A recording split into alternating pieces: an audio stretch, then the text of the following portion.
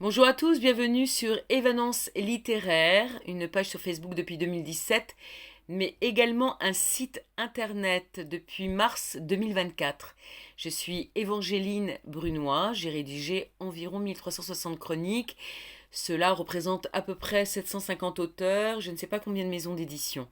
Mais je vais profiter de l'occasion qui m'est donnée à l'instant pour remercier celles et ceux qui m'ont fait confiance pendant toutes ces années.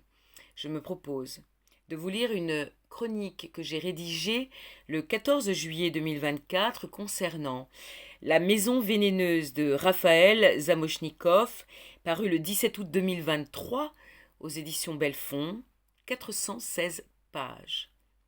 Une phrase d'accroche: Je ne peins pas ce que je vois, je peins ce que j'ai vu. Edvard Munch. Pour tous ceux qui frissonnent au premier craquement du plancher, au son perceptible d'un souffle, au mouvement brusque d'objets, à la vision fulgurante d'ombres blanches, à des fenêtres qui claquent, ce livre est pour vous. Tremblez. Si de plus ces phénomènes vous ont terrorisé alors que vous étiez adolescent et donc, dit-on, plus perméable à ces manifestations, respirez bien profondément avant de vous lancer. Artie est confronté à l'impensable, l'inexprimable, car il est persuadé que la maison que son père a dessinée et fait construire est le problème, qu'elle est vénéneuse.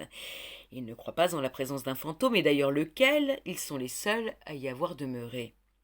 Et puis un jour, il sent qu'on l'étrangle. La scène est digne d'un des meilleurs Stephen King. Arthur est persuadé que cette fichue maison a voulu le tuer.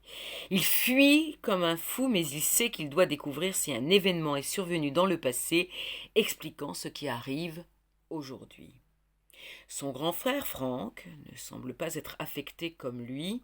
Ses parents ont certainement des secrets, mais sont-ils à l'origine de ce mystère? En parler à la jolie Anna, l'amie dont il est amoureux, serait peut-être possible. Les événements se précipitent, les malheurs inexpliqués frappent encore et encore la famille. Plus le choix, il faut mener l'enquête, interroger les proches.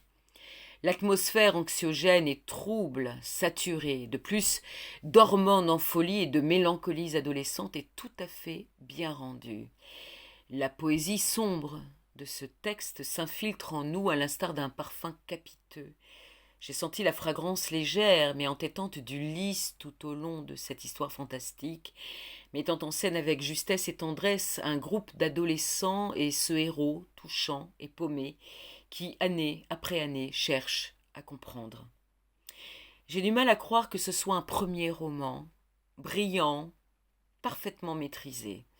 Je l'ai lu comme un thriller psychologique et fantastique, et le conseille à partir de 10 ans. La terreur enfle page après page. Si la maison est à l'origine des phénomènes inexpliqués et des attaques violentes, voire mortelles, alors il ne reste plus qu'à fuir. Mais pourquoi cette bâtisse serait-elle diabolique, douée de pensées vénéneuses? Pourquoi?